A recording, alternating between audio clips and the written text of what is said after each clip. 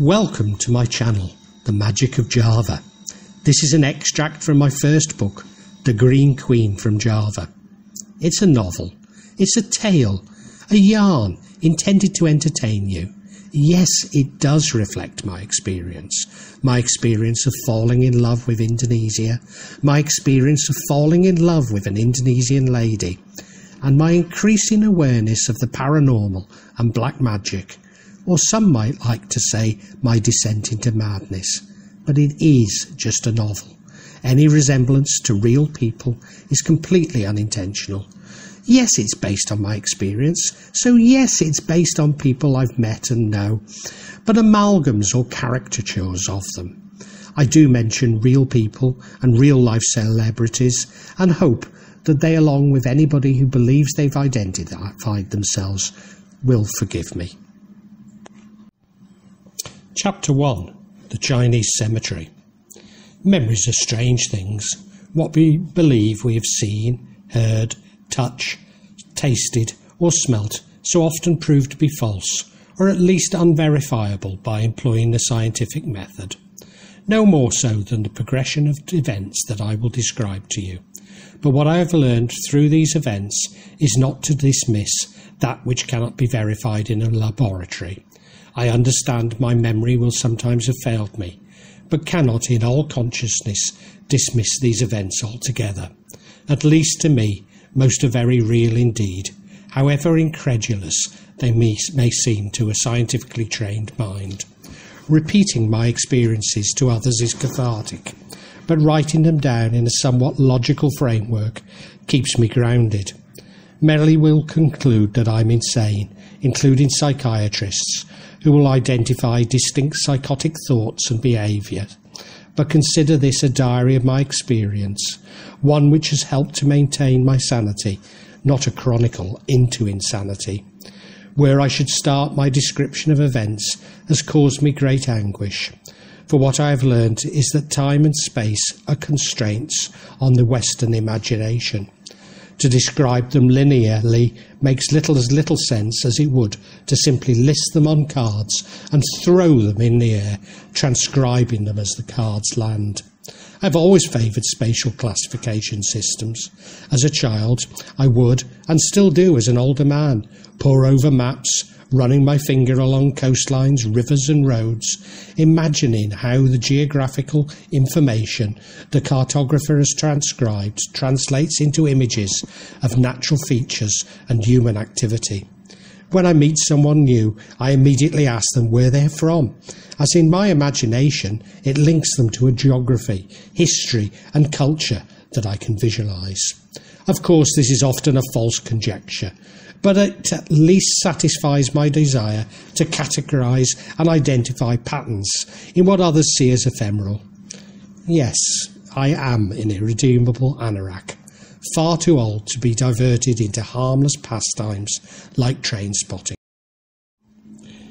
What links these events is a country now known as Indonesia, but this is simply a construct, largely of the Dutch East India Company and Indonesia's post-Merdeka identity. I find it convenient to invoke the Majapahit Empire, a pretentiousness I share with Indonesia's nationalist presidents. At least at the moment of writing, the Majapahit Empire is convenient, as whilst my story starts in Jakarta, I'm on my way to Manado. Although Manado is part of the Nusantara, simply meaning archipelago, but synonymous with Indonesia, it's not central to my story. Convenient because Negara Raketaragama, a poem about the empire, identifies what is now Sulawesi Utara and its capital Manado as being part of the Majapahit Mandala, but far from its core to the east. I should probably explain that I use the term Java as an Indonesian would, rather than a Westerner, who uses it to describe the island of Java. To Indonesians, Java refers to where Javanese is spoken and the Javanese people are from, the Majapahit core. This is, broadly speaking, an area from Sunda to the eastern tip of the island of Java, adjacent to Bali. I purposely use the word Sunda rather than Sunderland or Sunderland, as Sunderland is the name of the huge prehistoric landmass which linked much of Southeast Asia through what is now the Java Sea. At this stage I would not wish to dwell upon it, but Sunderland may well have been the location of Plato's Atlantis. Of course, my description is an oversimplification, especially in admitting Madura, an island joined to Surabaya by a bridge, where the former ocean-based inhabitants are distinctly different from most Javanese. The border starts west of Cirebon, although politically Cirebon is in Java Barat or Java West, or Sunda, and the mountain ridges 100 kilometres east of Bandung. The remaining western parts of the island of Java are broadly Sunda, although I also mentioned Banten to the west of Jakarta, which is really a subdivision of the Sunda people, between its heart in Java Barat and the province of Banten. Why Banten is separated from Sunda is that historically its major cities were colonised by the Javanese, and Javanese is spoken especially to the northwest. Jakarta is a special case, which, although having a majority of Javanese residents, I refer to the natives as Batari, reflecting the traditional mixed-race people who emerged from the port city, not unlike the residents of Liverpool 8, but much more prominent, numerous, and having their own language. My memory is of a cold Jakarta morning, but of course there's no such thing, not at least to this Brit, not acclimatised to Jakarta's hot and humid climate. I am, however, sure that it was morning, probably early.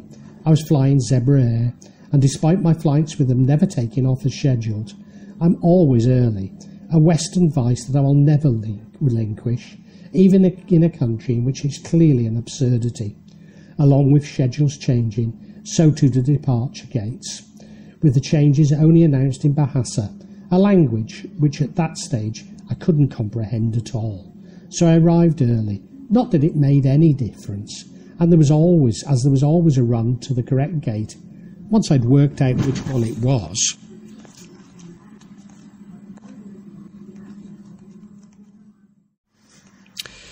Sukarno-Hatta Airport had been designed by a very gifted British architect called Martin.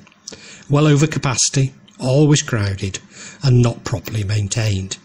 It combined the functionality and modern materials required of an airport with traditional Indonesian themes.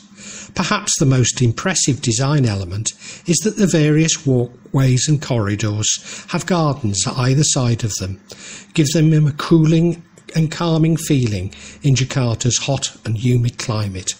Such features could not be appreciated as one dashes between the gates when flying with Zebra Air. I remember sitting for hours with some people from Gorontalo who took many pictures of themselves with their new bule friend. Bule is formerly a derogatory term meaning albino, but now used for any Westerner. Before I realised that their flight was direct to Gorontalo and not to nearby Manado, whose gate had changed. Flying Zebra Air was all some great adventure to me, as much a part of Indonesia as its food, culture and traffic. Later, when Zebra Air started to always change my flights, not just the takeoff times and gates, I relented and stopped flying with them. The explanation for airlines' behaviours towards its Western customers is too long to be worth giving, but is a common experience when flying budget airlines in Southeast Asia. Arriving 2 hours late was a part of the Zebra Air experience. After all, jam karet is a way of life in Indonesia, similar to manana in Spanish-speaking countries, or inshallah in Arab countries, a term also used by Muslim Indonesians, but rarely to signify jam karet or rubber time. But 2 hours late was too much for my Western vice of time and punctuality. The Machiavellian reader might also find an explanation for the gate changes, which would go some way to explaining Zebra Air and Indonesia's poor air safety record.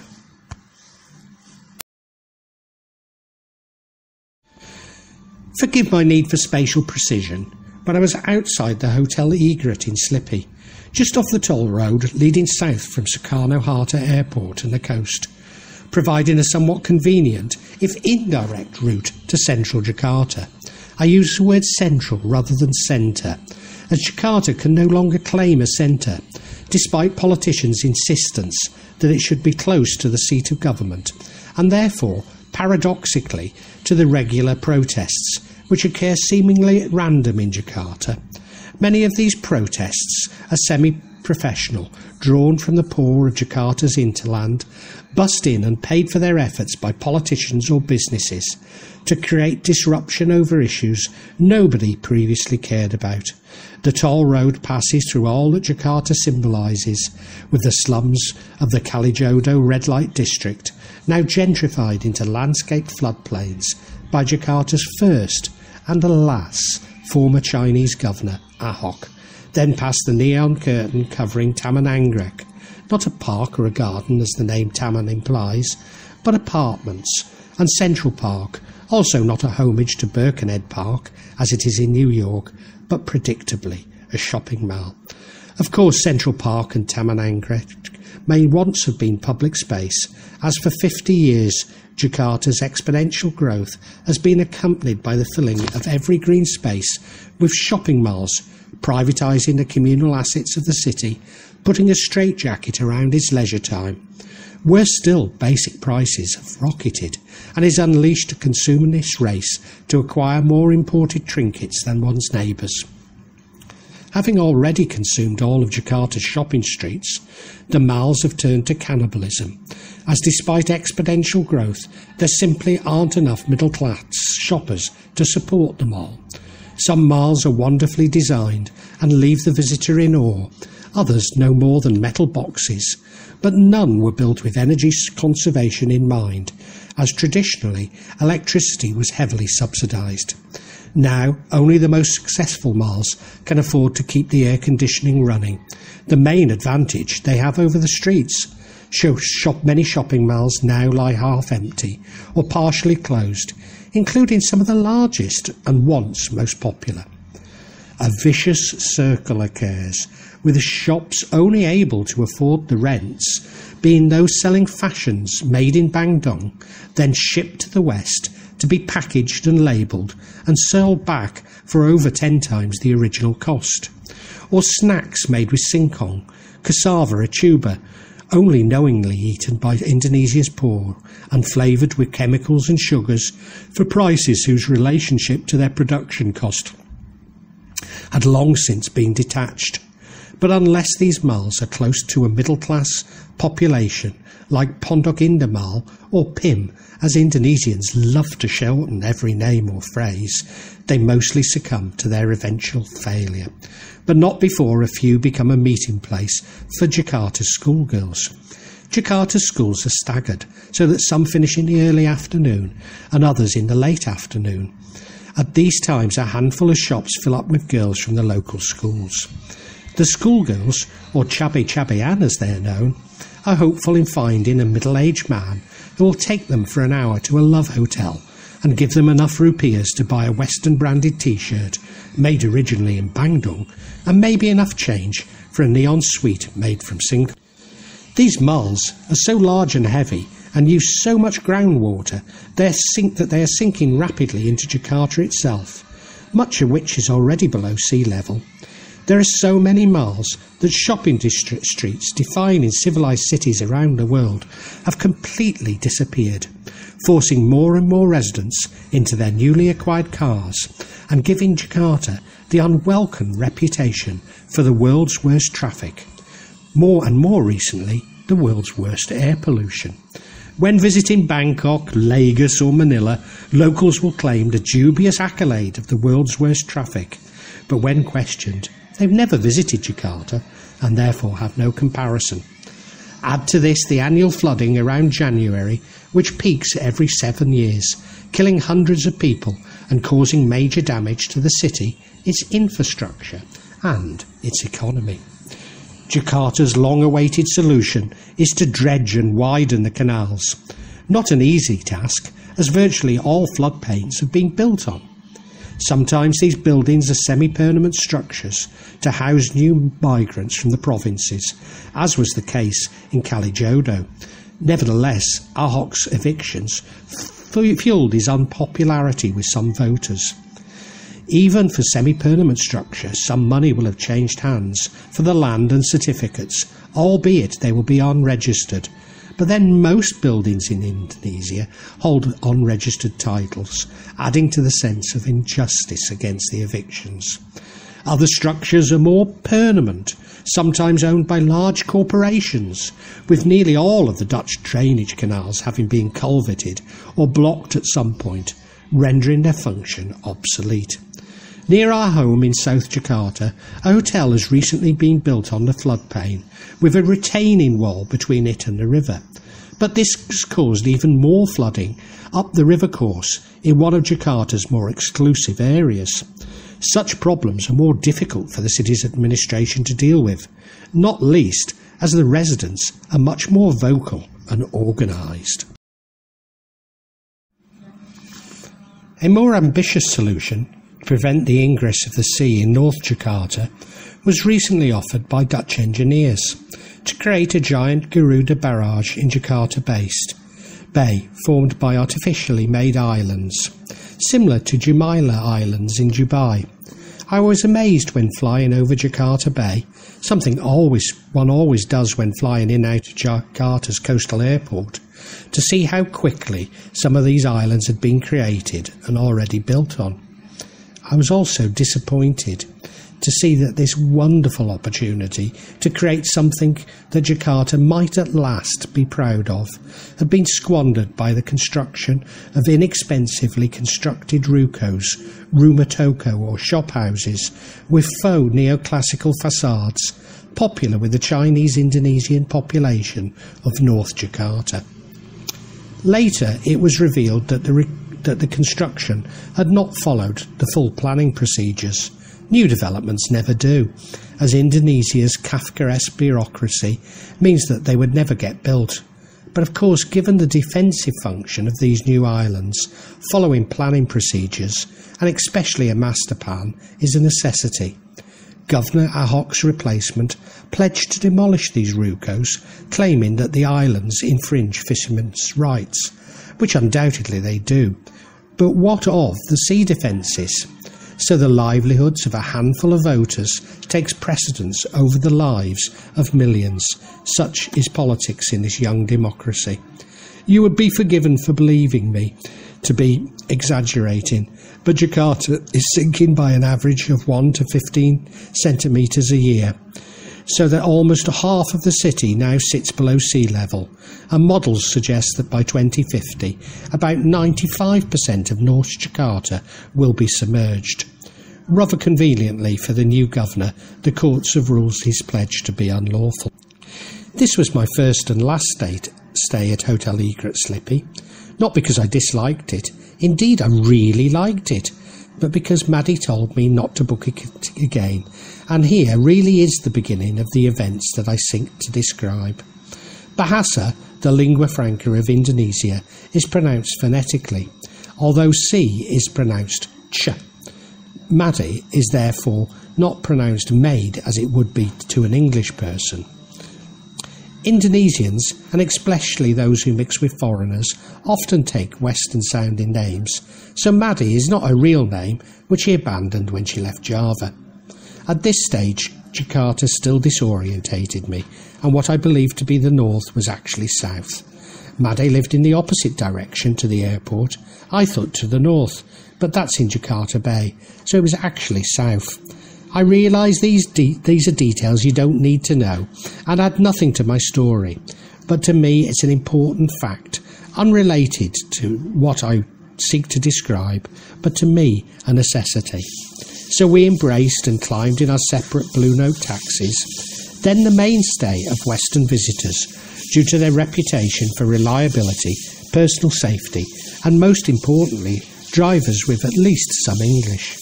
Blue Note temporarily sullied their reputation by hiring drivers from Lombok with no English, no knowledge of Jakarta's roads, having completed a cursory test known as the ignorance, and being too arrogant to admit that they were entirely lost.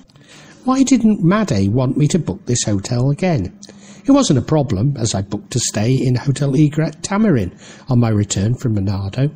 The hotel is in central Jakarta on Jalan Wahid Hasim, rather than on the nearby Jalan Tamarin, as its name implied. But what was wrong with the hotel in Slippy? It was good value, as egrets always are. It had the appearance of a much more expensive hotel, although the rooms not as large. Not a strong selling point for Indonesians, who measure property by square metres, more so than aesthetics or convenience. The restaurant was good, with an area offering delicious barbecued fish, and above all, the bar had live music. Now, unlike most Indonesians, especially Made, I am no fan of live music, at least not for the sake of it, but it turned the hotel bar into something of a nightclub. Having lived in the French Quarter of New Orleans, I have seen some of the best live acts in intimate settings, ruining the pleasure of any other live music form. I met a black American in the bar of the Hotel Egret Slippy. It was his first time in Jakarta in Indonesia. I'm sure he was from somewhere on the eastern seaboard, but he told me that he'd grown up with the then popular Black Eyed Peas, who I find are from Los Angeles. There you go, my need to allocate people to places. I did warn you. Even if this was a deception, I remember him with affection, especially him trying to come to terms with this strange and wonderful country. He had bought a pitcher of beer, much larger than he was anticipating, which he shared with me. So maybe I was a little drunk, but I recalled a hotel and its bar, and my new and never-to-meet-again friend with real fondness. I had, of course, enjoyed my position as a Jakarta old hand, as my American friend believed.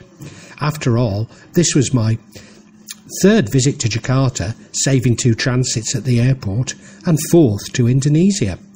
On my second visit to Jakarta, I'd booked into Hotel Bayong, a little further north, although I still believed it to be the south on the toll road, past Central Park and towards the coast and the airport. Booking Hotels Egret Slippy was me being a little bit more adventurous, moving a little more into the city from the airport. Although on reflection, I'd already seen something more central from Hotel Areaduta many years previously, but had been ridiculously told it was unsafe to walk outside the hotel, so I had no idea where I was. I have experienced exactly the same across Africa, and I've always found that just a few metres from the tourist hotels, one is completely safe and a wonderful world awaits you. But when I lived in the French Quarter, I was told not to cross North Rampart Street, and rarely did. I did, however, do a spot on WWOZ on Armstrong Park, and used to go to see Johnny Adams somewhere well north of Rampart. But when I wanted to leave before sunrise, he would stop his set to wait with me for the taxi. I'd even spent one night in Hotel Nico on my last visit, which could not be more central, but Maddie and I only ventured as far as Grand Indonesia Shopping Mall, across Jalan Tamarin. Maddie had said that she liked Italian food, and I'd spotted an Italian restaurant in the mall. It was an Australian franchise, but was awful. I was terribly disappointed. I really wanted to treat her. You see, Maddie's the sort of woman men want to impress. But this was not my first visit to the hotel in Slippy. I had ate barbecued fish there with some Papuans in the restaurant on my last visit. Before going to the bar, I explained to Made that I liked Padang food, and I certainly wasn't going to risk Australian Italian again, so we found a great Padang restaurant only a short ride from the hotel. An exaggeration, as nowhere in Jakarta is a short ride, given its traffic and preposterous road network. Subsequently, I believe it was the Surya restaurant on Bondagan Hilar, one of the best in Jakarta, so it may be unfair to compare to an Australian franchise. The television was on in the restaurant playing Sinetron, Indonesia's soap operas about the love lives of middle-class, light-skinned families. Most of the actors are Sunda, as they are known for their light skins.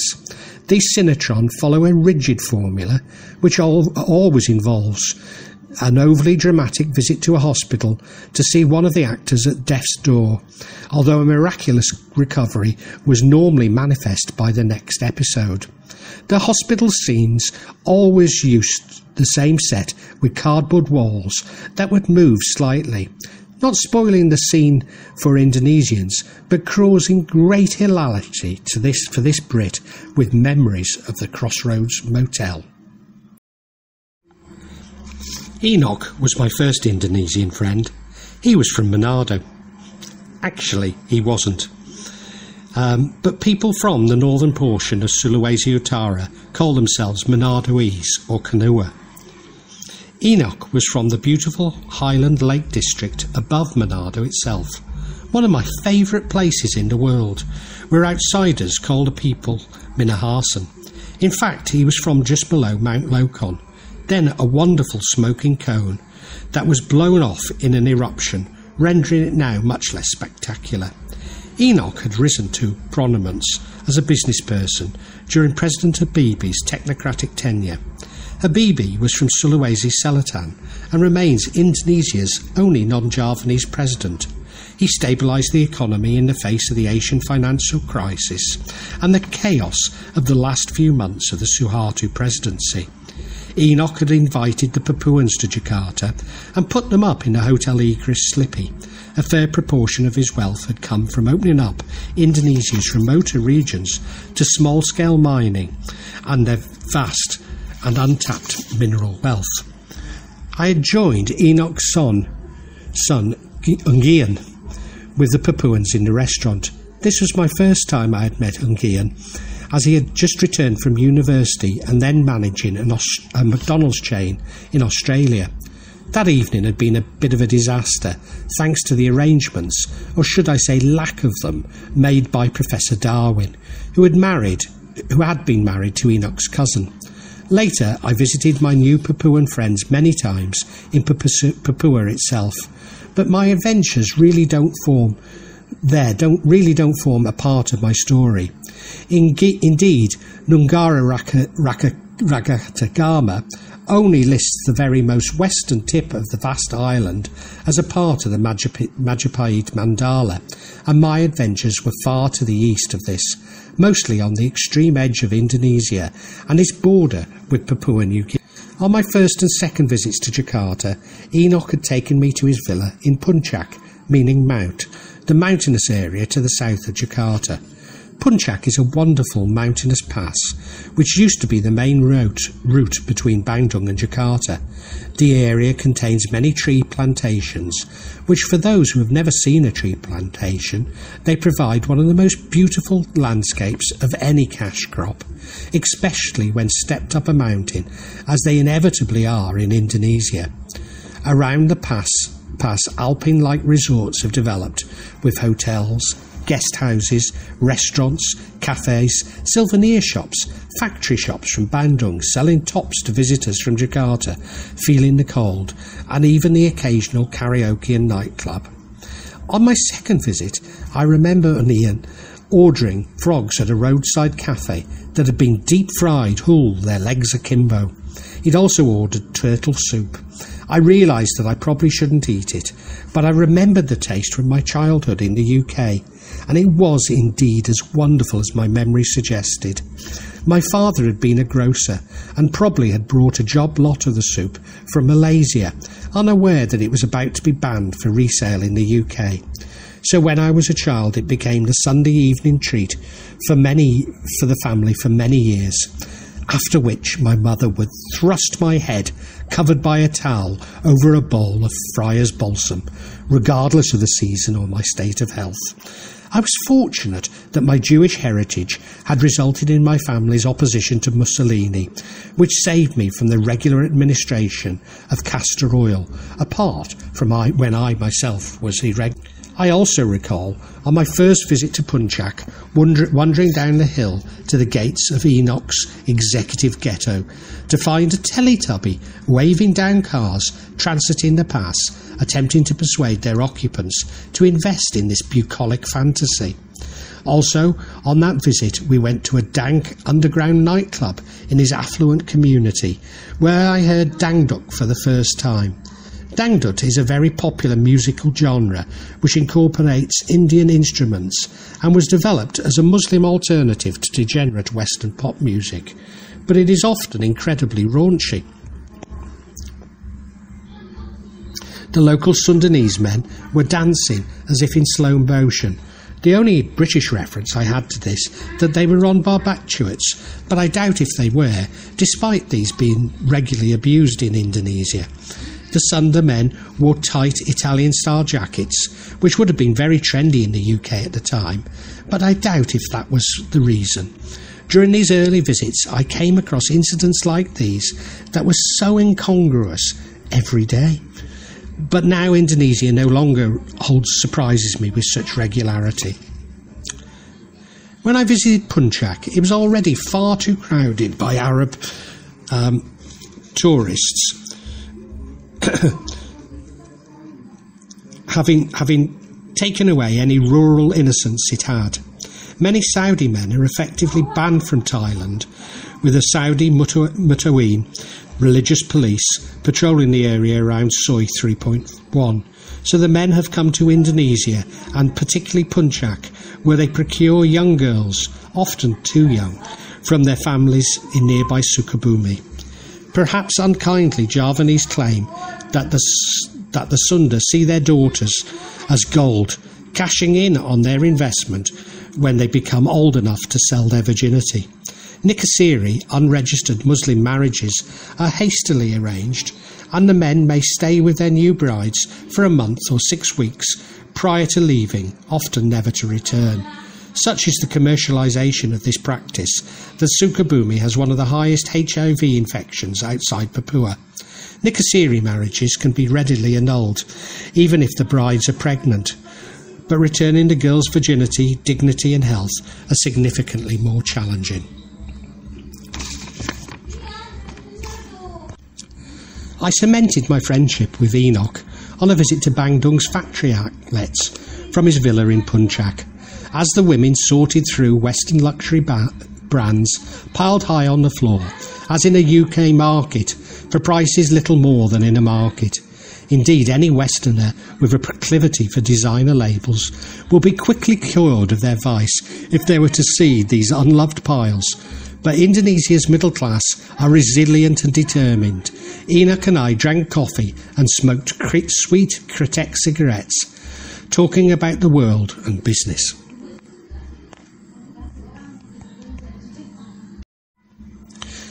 About a year ago, Enoch died, and I went to his chapel of rest, called Rumaduka, literally House of Sorrow and Funeral.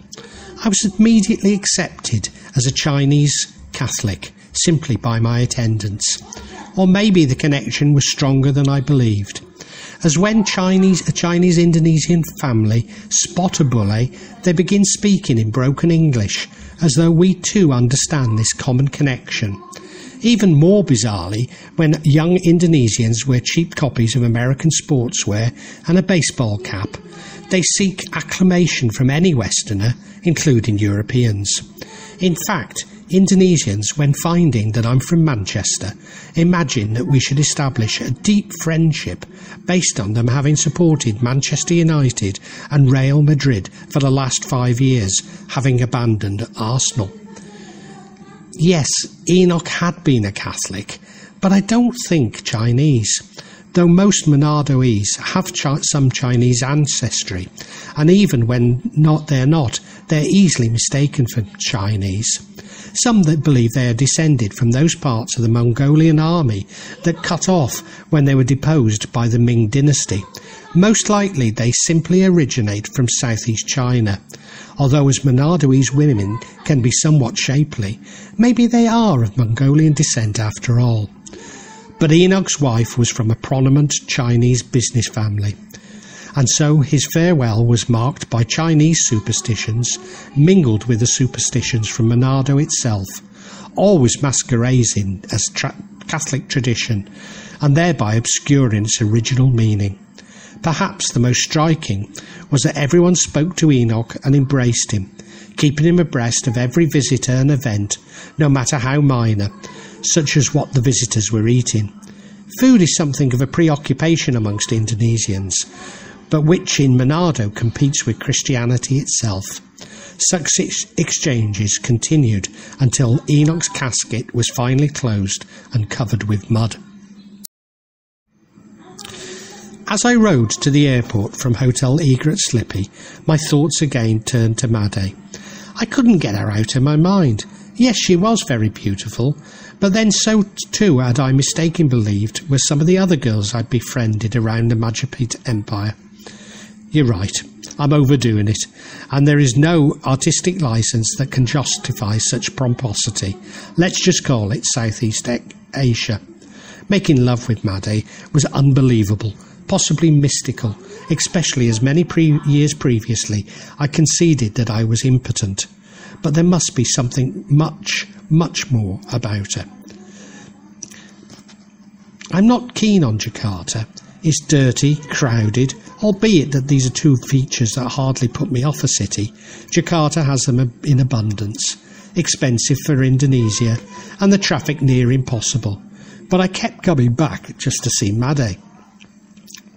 Again, artistic licence would permit me to describe her as a strange, eluding enigma, so often found in Victorian novels. But she wasn't that at all.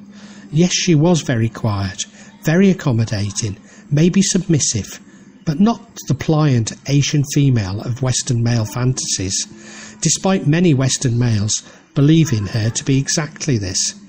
Yes, she was indeed special. In the West we would call it chemistry, but that hardly describes how I felt. Why didn't she want me to book the hotel again? I was soon in Manado, but of course I wasn't. I'd spent hours having my photo taken at the wrong gate at Jakarta Airport. Jakarta Airport is now bizarrely being rebranded as Tangerang Banten Airport. Now, I don't want to accuse the developers of Tangerang's new cities of encouraging this rebranding, but do any of my readers outside of Indonesia, presumably some who are potential investors, have any idea what Tangerang Banten means? For those of you who have now Googled Tangerang Banten, has the experience enriched your life one bit, or made you even slightly better informed? Of course not. You will forget the words Tangerang Banten forever, and those international travellers who actually want to go to Jakarta rather than transit will be left trying to book flights to Jacksonville, Jaipur, Jalalabad or Jeddah. After Jakarta, or should I call it Tangerang Banten, it's nearly a 4-hour flight to Manado, during which time I must have thought of Maddie and her comments about the hotel, but once in Manado, these comments were gone from my mind. They had become the enigma other Western males have made of her. Some may think of Manado as an investor's graveyard. Even more unkindly, some Western investors might characterise the whole of Indonesia as a graveyard. But the Manadoese have perfected the art of getting others, even fellow Indonesians, to part with their money on often doomed schemes. If you fly to Manado in the daytime, some things I always plan to do, but rarely achieve thanks to Zebra Air. You fly over the brilliant Celebres Sea and immediately see a green land of volcanoes and palm trees. As you get closer, a large concrete Christ appears on the hill, an early development by Bayang, originally of Chinese Sulawesi descent and schooled in Manado, before he discovered that simply by adding concrete horses at the entrance to his development, he could call them luxury and presumably command a higher price. If you now take the new Tangerang Banten section of Jakarta's outer ring road, Jaw, every new upmarket development has concrete horses, in homage to Bayern's marketing brilliance. Not to be outweighed, his developments now have metal birds. Jalan Pia Tendian Boulevard, simply known as the Boulevard, was once a palm tree-lined beach road, I guess making Manado a little like resorts on the Côte d'Azur. I say I guess, as I never saw Manado then and have never visited the French Riviera. I've only been able to compare old photographs, and there is indeed a resemblance, if somewhat superficial. Of course, this was and is a magnet for investors, and subsequent local politicians have obliged with reclamation schemes, meaning that the boulevard is now somewhat inland along many of its stretches. Indeed, following each investment, a subsequent stage of reclamation begins, obscuring the previous investment's sea view. Manado was once a beautiful city. It still is special, but like much of Indonesia, private greed and an indifference to public assets have eroded away its beauty and uniqueness. Western tourists, especially Italians, know of Manado and neighbouring Bunaken Island for its diving, and I'm told it's quite spectacular, but plastic waste from Manado city has slowly choked off its charm. Nevertheless, Manado is where the prehistoric Colchia fish had first been landed, and divers can see many other rare varieties. For me, however, it's the highlands of Minahasa that really make Manado special. They're dotted with wonderful hot springs and spectacular lakes, fringed with restaurants, where fish are pulled out of the pens as cars pull up outside. The largest town in the area, Tomohon, is often called Kotabunga, reflecting the enormous quantity of flowers for sale on its streets. Middle-aged men in Minahasa often dress in cowboy style, as I've just discovered so do men from Gorontalo, and have a love of Elvis and country and western music. This illusion of the American West is complemented by horses and carts being used as taxis. It's not hard to see how each new wave of visitors brings with them people who fall in love with this remote part of Indonesia. I used to stay at the Hotel Boulevard.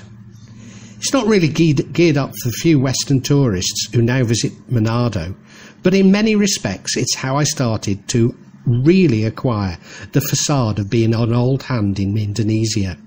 I love the other guests, mostly young Indonesian salespeople and area managers visiting Manado on business. Then at the weekends the hotel would fill up with shoppers and clubbers to enjoy the best shopping and nightlife in Christian Eastern Indonesia, with the newer malls and clubs built on the reclaimed land on the seaward side of the boulevard. Indeed, what Manado has lost in international tourists is made up for by domestic tourists from as far away as Papua, enjoying its liberal nightlife and abundance of relatively cheap and, more importantly, up-to-date consumer goods.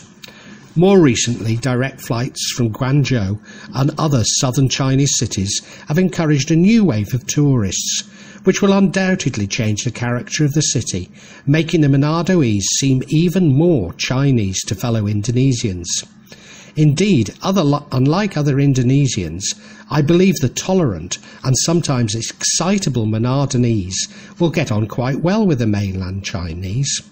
Although Manado has experienced many false dawns, flights from Kuala Lumpur ended when the Malaysians found it too dirty when compared with spotless Malaysia, and from Taipei due to tropical storms during the peak season. What made the Hotel Boulevard was its then manager, Banara, one of the few people around with a good knowledge of English, which he spoke with a somewhat impenetrable accent. Banara claimed to be from Jogja, Yogyakarta, the home of the Mataram dynasty, but as I have now realised is from Java Timor, or East Java, south of Malang, near the grave of President Sukarno. Maybe his family originate in Jogja, and he still clings on to this as his heritage, as would be the norm in Indonesia. He was a fish out of water in Christian Manado, with his Javanese batik, observance for Islamic shawlat, and dislike for hot and sour Manadanese food, which I love. Banara had married a Manadoese lady with some Japanese ancestry, not uncommon during the occupation of the archipelago, and often related to shameful events which the family never repeat. Banara had built a home in Manado for her and their 2 children. I climbed onto the back of Banara's motorcycle as we rode around Manado's lower palm-lined streets, crawled up its hills and coasted down them to his home on the other side of town. Banara's house was in a valley, down a steep hill. It was unfinished, and something I now realise to be as much a tradition as a necessity to people from central and neighbouring parts of East Java. We drank coffee and ate snacks prepared by his wife and smoked kritek. It was then that Banara began to explain how fond the Manadoese were of black magic. Now, I had some inclination of their pre-Christian beliefs from my friend Dr. Winslow, who had explained that these were not religion, but ran parallel to it. After I recounted the story of Branwell, my son's mystical conception, but Banara's assertions were complete news to me. Banara insisted that the neighbours were using black magic against him because he was from Jogja and unwelcome in Manado. Of course, Banara had made himself a caricature of matronisation, something despised by the inhabitants of the Nusantara outside of Java, as its cultural hegemony all too often resulted in political and economic dominance. He had taken the precaution of marketing his property with salt, pointing out its glistening boundaries to me. Rather like Maddie's insistence on not staying at Hotel Egret Slippy. While I thought this peculiar, I didn't give it much more thought. Indonesia is a strange country that most Westerners never fully come to terms with. Banara was from Java, a place I knew had some traditions which might be described as black magic, so there was little point in dwelling on what he had said. Well, that's the end of my first chapter. I do hope you've enjoyed it. By all means, feel free to comment, even to criticise it, as that's the only way I can improve things. I'm not keen when people urge you to subscribe to their channels, but I suppose it does tell you when I'm going to post new chapters. I'm aiming for that to be every week to 10 days, but as I say, if you do subscribe, at least you'll get notification of it. And thank you for listening.